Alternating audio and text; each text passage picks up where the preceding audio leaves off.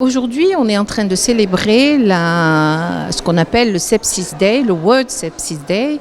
C'est quoi ce Sepsis Day? Eh bien, c'est une journée qu'on célèbre tous les ans justement pour parler du sepsis, qui est une infection très très grave puisqu'elle complique généralement une infection et elle peut se compliquer encore davantage par un choc septique.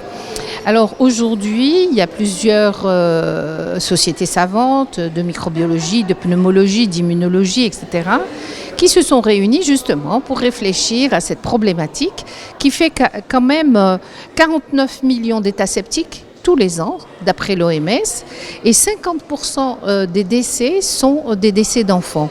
Donc vous voyez que c'est un état, si vous voulez, ou une infection extrêmement grave, et donc il faudrait que on se penche sur ce problème, toutes les sociétés savantes, de manière à sortir avec des recommandations, avec des protocoles.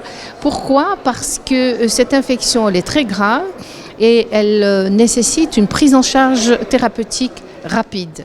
Et pour que cette prise en charge thérapeutique, antibiotique rapide se fasse, il faudrait que le spécialiste, le clinicien puisse poser le diagnostic rapidement, demander les examens nécessaires rapidement et il faudrait que ces examens, la réponse de ces examens soit rapide également pour justement pouvoir instaurer tout de suite et rapidement et pour pouvoir, éviter les complications et le décès aux patients, il faut que le traitement soit instauré rapidement.